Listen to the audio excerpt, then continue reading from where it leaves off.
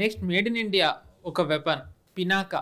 నిజానికి చెప్పాలంటే Indian exports దాంట్లో ఇండియన్ డిఫెన్స్ ఎక్స్పోర్ట్లు ఇంకా చెప్పాలంటే పినాకా అనేది ఇప్పుడు చాలా టాక్ ఆఫ్ ద టౌన్ అనాలి. ఎందుకంటే మామూలుగా ఇండియా అనేది వార్ టౌన్ కంట్రీకి నిజానికి వెపన్ ఇవ్వము ఆర్ అలాంటి నేచర్ మనది కాదు అని అంటారు. కానీ కరెంట్లీ వార్ మిడ్లో ఉన్న అర్మేనియాకి మనం పినాకా ఇచ్చాం. చాలా కంట్రీస్ ఇప్పుడు పినాకా మనం తీసుకోవడానికి ఇంట్రెస్ట్ చూపిస్తున్నాయి. ఈ multi barrel rocket launcher speciality ఏంటి సార్? అంటే ఇది ఆల్రెడీ మనం మామూలుగా ఎప్పటివరకు ఏవైతే మనం ఎక్స్పోర్ట్ చేస్తూ వస్తున్నామో, ఎక్స్పోర్ట్ చేయాలనుకుంటున్నామో లైక్ తేజస్ ఇవి వార్లో ఎక్కడ పార్టిసిపేట్ చేయలే. కానీ పినాకా వార్ చూసింది, రిజల్ట్ ఇచ్చింది, అదే కార్గిల్ వార్. సో ఇది ఎంత పాతదో మనం ఆల్రెడీ దీన్ని బట్టే తెలుసు 25 years. సో ఈ పినాకా స్పెషాలిటీ ఏంటి సార్? పినాకా పేరే మల్టీ బ్యారల్ రాకెట్ లాంచర్. అంటే ఒకటేసారి 72 మిసైల్స్ని 44 సెకండ్స్లో ఫైర్ చేయగలం. సో అవి డిఫరెంట్ ప్లాట్ఫామ్స్లో ఉంటాయి.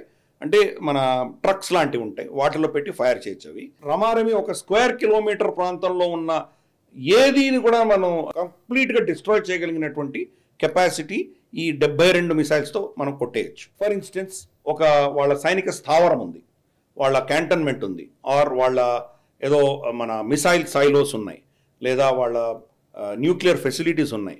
వీటిని మనం ఛేదించాలంటే కనుక 72 రాకెట్లు కొట్టామంటే కనుక 1 స్క్వేర్ కిలోమీటర్ పరిధిలో ఉన్నటువంటి ఏవీ బతకవు, అన్నీ ధ్వంసం అయిపోతాయి. అద్భుతమైనటువంటి యాక్యురసీతో కొట్టగలిగినటువంటి కెపాసిటీ దీనికి ఉన్నది. ఇది పినాకాలో ఉన్నటువంటి ఫస్ట్ మనం కార్గిల్ యుద్ధం చేసినప్పుడు మనకు ఉన్నటువంటి కెపాసిటీ ప్రకారం 35-40 కిలోమీటర్ల దూరంగా కొట్టగలిగినటువంటి కెపాసిటీ మనకు ఉండింది. అది క్రమేపీ దాన్ని ఇంక్రీజ్ చేసుకుంటూ వెళ్ళాం మనం. ప్రస్తుతానికి మన దగ్గర ఆపరేషన్గా ఉన్నది 60 నుంచి 90 కిలోమీటర్ల డిస్టెన్స్లో ఉన్నటువంటివి ఆపరేషనల్గా మనకు ఆల్రెడీ ఉన్నాయి. ఆర్డర్స్ ఇస్తోంది ప్రభుత్వము. కానీ రీసెర్చ్ జరుగుతోంది. 120 కిలోమీటర్ల దూరం దాకా కొట్టగలిగిన పినాకా మల్టీ బ్యారల్ రాకెట్ ఏదైతే ఉందో అది టెస్టింగ్ అవుతోంది. అంటే ఆల్రెడీ తయారైపోయింది, ప్రోటోటైప్స్ తయారైనాయి. డిఫరెంట్ కండిషన్స్లో వర్షం వస్తే ఎలా కొడతారో, గాలి దుమారం ఉన్నప్పుడు ఎలా వెళ్తుంది. ఎందుకంటే ఇది వెళ్తున్నప్పుడు ఎయిర్ రెసిస్టెన్స్ ఉంటుంది, ఎదురుగా గాలి వస్తున్నప్పుడు కూడా యాక్యురేట్గా వెళ్ళి కొట్టగలిగారు. ఎటువంటివన్నీ టెస్ట్ చేస్తున్నారు. 120 కిలోమీటర్ దూరంగా వెళ్ళంగానే దాని వేగం తగ్గిపోయింది, స్పీడ్ తగ్గిపోయిందంటే దాని ఎఫెక్టివ్నెస్ ఉండకపోవచ్చు. కాబట్టి దాన్ని ఎలా చేయాలి, ఇవన్నీ కూడా దానికి సంబంధించినటువంటి ప్రోటోకాల్స్ అన్ని టెస్టింగ్ అవుతోంది. 120. ఇంకొకటి డెవలప్మెంటల్ స్టేజ్లో ఉంది, 200 కిలోమీటర్ దూరంలో కొట్టాలని చెప్పేసి ఒక డెవలప్మెంట్ స్టేజ్లో ఉంది. ఇవన్నీ కూడాను మనకు ఓవర్ పీరియడ్ ఆఫ్ నెక్స్ట్ బహుశా ఒక 2-3 సంవత్సరాల్లో మనకి ఇవన్నీ కూడాను బయటికి రాబోతున్నాయి. కాబట్టి పినాకా అన్నది మన దగ్గర ఉన్నటువంటి ఒక అద్భుతమైన అస్త్రం ఇది. ప్లస్ దీనికి కమాండ్ కంట్రోల్స్ ఎలా ఉన్నాయంటే 200 మీటర్ల దూరంలో మనం, అంటే వాళ్ళు మన మీద అటాక్ చేస్తే కూడా తట్టుకొని మనం దాన్ని రిప్లై చేయగలిగినటువంటి దూరంలో మనం ఉండి దీన్ని ఆపరేట్ చేయగలం, రిమోట్గా ఆపరేట్ చేయగలం. ఒకవేళ వీళ్ళకు ఉన్నటువంటి ఈ యొక్క బ్యాటరీస్లో ఒక బ్యాటరీ దెబ్బతినిందంటే మిగతా బ్యాటరీ ఇండిపెండెంట్గా కూడా ఫైర్ చేయగలిగిన కెపాసిటీ పెట్టాం. అంటే అన్ని ప్రోటోకాల్స్ దానికి పెట్టుకున్నాం మనం. ప్లస్ ఇదేంటంటే ఆల్మోస్ట్ 90 డిగ్రీల రేడియస్లో తిరగలదు, ఎక్కడైనా అక్కడ తిరగలదు. ఒకటే బ్యారల్ రాకెట్ ఇక్కడ ఫైర్ చేసి మళ్ళీ ఇక్కడ ఫైర్ చేసి ఇటు ఫైర్ చేయగలదు. కంటిన్యూస్గా అది ఎటైనా ఫైర్ చేయగలదు. అంటే రమారమి 2 సెకండ్స్లో ఒకటి ఫైర్ చేయగలదు లిటరల్గా. అటువంటి కెపాసిటీ ఉన్నది. 55 డిగ్రీల ఎలివేషన్లో కొట్టగలదు. సో ఇటువంటి కెపాసిటీ అన్నది చాలా తక్కువ దేశాల్లో ఉన్నది. అందుకని అర్మేనియా దీని మీద మన దగ్గర కొనుక్కోవడం జరిగింది. ఇండోనేషియా, నైజీరియా వాళ్ళందరూ కొనాలని ప్రయత్నాలు చేస్తున్నారు వాళ్ళు.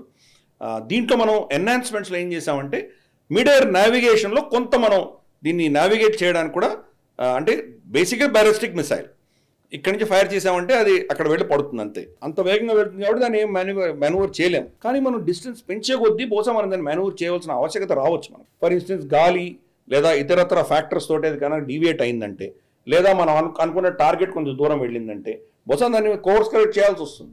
కాబట్టి దాని దృష్ట్యా కొన్ని రీసెర్చ్ జరుగుతోంది. అది ఆల్రెడీ 90 కిలోమీటర్స్ వెళ్ళే దాంట్లో కొంత ఆల్రెడీ మనం ఎక్స్పెరిమెంట్ చేసాం. మనం అల్టిమేట్గా అక్కడికి వెళ్ళిన తర్వాత అది ఎఫెక్టివ్నెస్ అన్న దాంట్లో మళ్ళీ దాంట్లో కొన్ని వెరైటీస్ ఉన్నాయి. ఒకటి టైమర్, అంటే ఇప్పటి నుంచి అది అక్కడ వెళ్ళడానికి బహుశా 7 సెకండ్లో 10 సెకండ్లో పడుతుంది. 10 సెకండ్ల తర్వాత డిటోనేట్ అవ్వమని చెప్తాం మనం. 10 సెకండ్ల తర్వాత అది రీచ్ అయినా అవ్వకపోయినా డిటోనేట్ అయిపోతుంది. టైమింగ్ పెట్టచ్చు. దానివల్ల కొన్ని అడ్వాంటేజెస్ ఉన్నాయి, డిసడ్వాంటేజెస్ ఉన్నాయి. రెండవది ఆన్ ఇంపాక్ట్, అది తగలంగానే డిటోనేట్ అవ్వమని దానికి ఒక టెక్నాలజీ పెడతాం. అటువంటివి ఉంటాయి. అది అందరికి తెలిసిందే, మిసైల్ పడంగానే ఆ ఇంపాక్ట్కి అది లోపల వెళ్ళి ట్రిగర్ కొడుతుంది, దానికి స్పార్క్ వస్తుంది, అని పేలిపోతుంది. అది దాని యొక్క మెటీరియల్, ఫిసైల్ మెటీరియల్ ఏదైతే ఉంటుందో అది పేలిపోతుంది. మూడోది ఏంటంటే అది ప్రాక్సిమిటీ దగ్గర దాకా వచ్చిన తర్వాత డిటోనేట్ అవుతుంది. అంటే దాని కనుక్కుంటే అది ఆల్రెడీ దాన్ని ఏమంటారంటే మన రెడార్లో నుంచి మన శాటిలైట్ నుంచి అనుసంధానం చేసుకుని అబ్జర్వ్ చేస్తూ ఉంటుంది. నేను పలానా స్పాట్కి వెళ్ళి కొట్టాలి, న్యూక్లియర్ ఇన్స్టలేషన్ ఆర్ ఏదో వాళ్ళ వెపన్ సైలో ఉంది, దాని దగ్గర దాకా వెళ్ళినప్పుడు 100 మీటర్ల దూరంలో డిటోనేట్ అవ్వాలి, లేదా 50 మీటర్ల దూరంలో డిటోనేట్ అవ్వాలి. అంటే దాని ఇంపాక్ట్ అవ్వక ముందరే డిటోనేట్ అవుతుంది. ఇన్ఫ్యాక్ట్ ఇంపాక్ట్ అయిన తర్వాత డిటోనేషన్ కంటే కూడా దాని దగ్గరగా వచ్చే డిటోనేట్ అయితే కానీ ఇంకా విపరీతమైనటువంటి బీభత్సం సృష్టించవచ్చు. కాబట్టి ఈ టెక్నాలజీస్ అన్నీ కూడా పినాకాలో ఉన్నాయి. అంటే ఆన్ ఇంపాక్ట్ కావచ్చు, లేదా ప్రాక్సిమిటీ కావచ్చు, లేదా టైమర్ కావచ్చు, ఇవన్నీ కూడా టెక్నాలజీస్ దాంట్లో పినాకాలో ఉన్నాయి. కాబట్టి మనం ఎలా కావాలంటే అలా యూజ్ చేసుకోవచ్చు.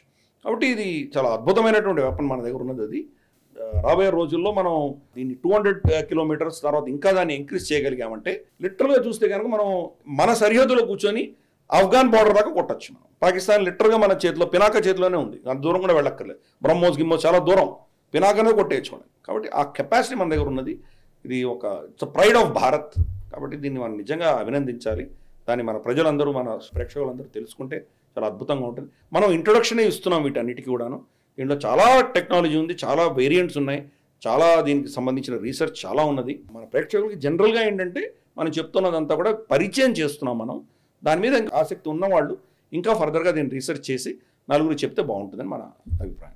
Correct sir. మీరు ఇందాక అన్నట్టు పినాకా ప్రైడ్ ఆఫ్ ఇండియా అనడానికి ఒక ఎగ్జాంపుల్ ఏంటంటే, మామూలుగా మన ఆర్మీ ఎనీథింగ్ వాళ్ళు మల్టిపుల్వి వాళ్ళు పెట్టుకుంటారు. ఇప్పుడు మిసైల్స్ చూసుకున్నట్టయితే కనుక వాళ్ళు మీడియం రేంజ్వి వాళ్ళకి బ్యారాకేట్తో పాటు ఆకాష్ ఉంది.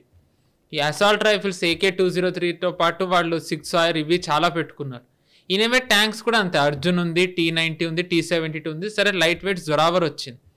మైన్ రెసిస్టెంట్లో కూడా మనం చాలా పెట్టుకున్నాము. ఆర్మర్డ్ వెహికల్స్లో చాలా ఉన్నాయి. కానీ మనకి ఆర్టిలరీలో మల్టీ బ్యారెల్ రాకెట్ లాంచర్లు వచ్చేసి మనకి 2 ఎప్పుడో ఆర్డర్ చేసుకున్న రష్యన్ మేడ్ BM ఒకటైతే BM సిరీస్ 12 or 21 అదొకటైతే, ఇంకోటి పినాకానే. ఆ పినాకానే మనం మీరు అన్నట్టుగా టెస్టులు చేస్తున్నాం, ఇంకా ఇంప్రూవ్ చేసుకుంటూ వెళ్తున్నాం. అంటే దీని ఎఫెక్టివ్నెస్ ఎంత ఉందనేది, ఇది ఎంత మనకి ఎసెట్ అనేది ఇది ఒక్కటే చెప్తుంది. ఈ కంపారిజన్ చూసుకున్నట్టయితే ఎఫెక్టివ్నెస్ కాదు, కాస్ట్ ఎఫెక్టివ్ కూడా. ప్రమాణమే 1/5 కాస్ట్. మనం ఇంపోర్ట్ చేసుకున్న దానికంటే ఇది 1/5 కాస్ట్ వస్తుంది. ఒక బ్యాటరీ ప్రమాణమే $2.3 million ఏమో వస్తుంది మనకి. బయట ఇంపోర్ట్ చేసుకుంటే $20 million ఉంది. So cost effectiveness. రెండవది, మనం ఇంటర్నేషనల్లీ చాలా కాంపిటేటివ్. ఎందుకంటే ఆ ధరలో ఎవరు ప్రొవైడ్ చేయలేరు ప్రపంచంలో. అందుకని మనకి లిటరల్గా మనం కాంపిటీషన్లో మనమే ముందుగా ఉంటాం మనం. సో మనకు ఫారెన్ ఎక్స్చేంజ్ రిజర్వ్ వస్తుంది. మన డిఫెన్స్ ఎక్స్పోర్ట్స్లో కూడా ఇది చాలా కీలకంగా మనకు ఒక విధమైనటువంటి అసెట్గా ఉంటుంది ఇది. కాబట్టి ఇన్ ఆల్ రెస్పెక్ట్, ఏ యాంగిల్లో చూసినా కానీ కూడా ఇది ఒక పెద్ద మనం గర్వించదగ్గటువంటి మన దగ్గర ఉన్నటువంటి ఒక అస్త్రం. Correct sir. పినాకా కేవలం ప్రైడే కాదు, ఎసెట్ కూడా అని మీరు ఇప్పుడు చెప్తున్నారు.